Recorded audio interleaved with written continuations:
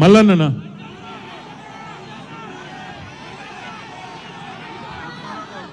పద్మారావు అన్ననా పజ్జన్న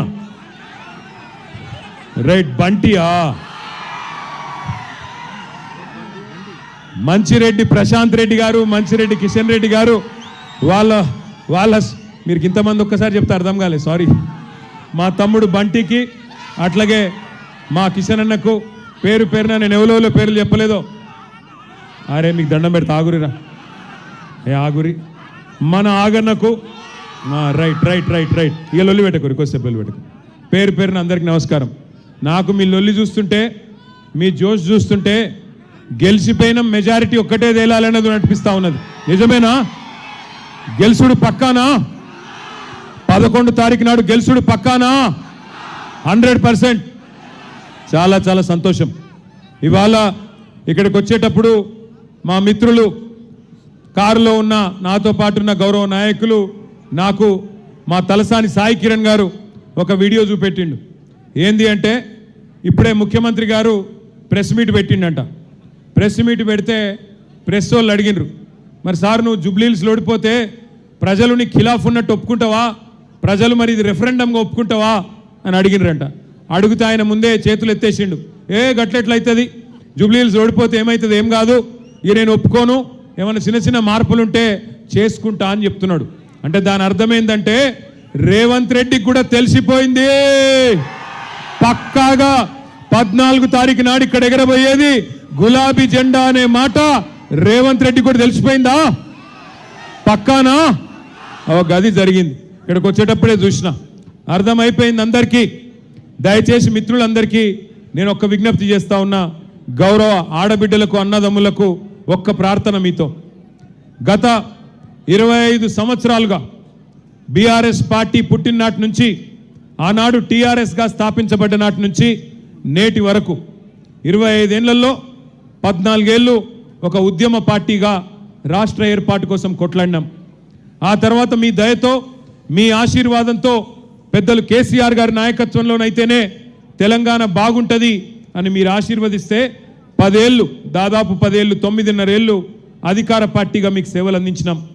2023 డిసెంబర్లో ఎలక్షన్లు అయితే ఆనాడు హైదరాబాద్ మహానగరంలో మీరెవ్వరూ కూడా ఒక్క సీటు కానీ ఒక్క ఓటు కానీ కాంగ్రెస్ పార్టీకి వేయకుండా మొత్తంగా బీఆర్ఎస్ పార్టీకి వేసి ఇక్కడ జూబ్లీహిల్స్ నియోజకవర్గంలో కూడా స్వర్గీయ మాగంటి గోపీనాథ్ గారిని మీరు గెలిపించడం జరిగింది.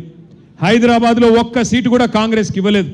కానీ ఒక్కసారి ఈ 25 ఏళ్లలో ఏమేం జరిగింది రాజకీయం ఆలోచించాలని చెప్పి కూడా నేను కోరుతా ఉన్నా. ఎంతోమంది ముఖ్యమంత్రులు మనం చూసినాం. 25 ఏళ్ల కింద మన పార్టీ పెట్టినాడు చంద్రబాబు నాయుడు గారు ముఖ్యమంత్రి. ఆ తర్వాత 3 ఏళ్లకి రాజశేఖర్ రెడ్డి గారు ముఖ్యమంత్రి అయినారు. ఆ తర్వాత రాజశేఖర్ రెడ్డి గారు పోయిన తర్వాత రోసయ్య గారు తర్వాత కిరణ్ కుమార్ రెడ్డి గారు, తర్వాత కేసీఆర్ గారు, తర్వాత ఇప్పుడున్న రేవంత్ రెడ్డి గారు. అంటే 6 ముఖ్యమంత్రుల్ని 25 ఏళ్లలో చూసినాం. ప్రభుత్వాలు మారుతూ ఉంటాయి, అధికారం మారుతూ ఉంటుంది.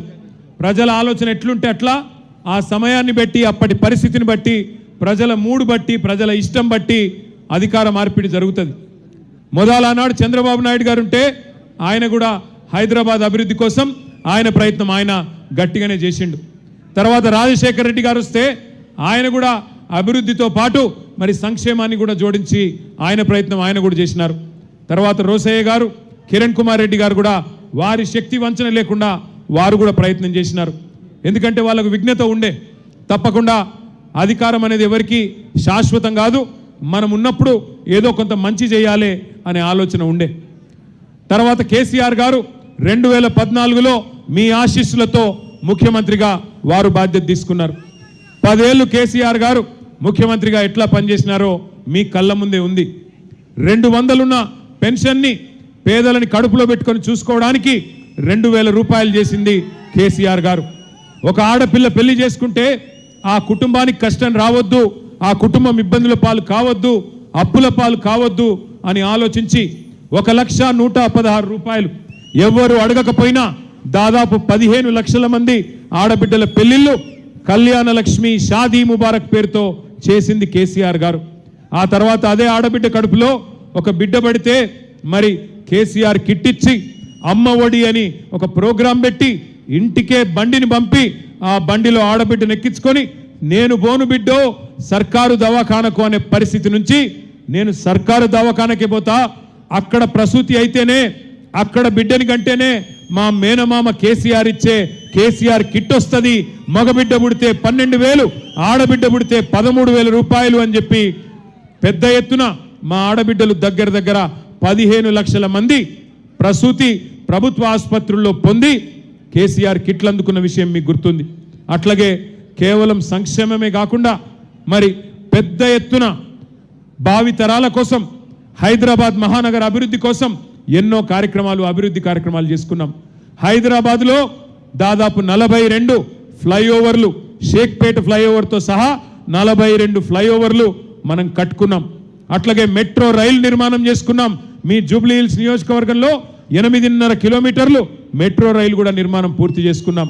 అట్లాగే బ్రహ్మాండమైన దవాఖానా మీ వెంగళరావు నగర్ డివిజన్లోనే కరోనా వచ్చిన తర్వాత హైదరాబాద్లో ఇంకా ఆసుపత్రుల సంఖ్య పెరగాలి అని చెప్పి 1000 పడకల ఆసుపత్రి మీ వెంగళరావు నగర్ డివిజన్లోనే 900 కోట్ల రూపాయలతో 1000 పడకల ఆసుపత్రి కూడా కట్టించింది కేసీఆర్ గారు.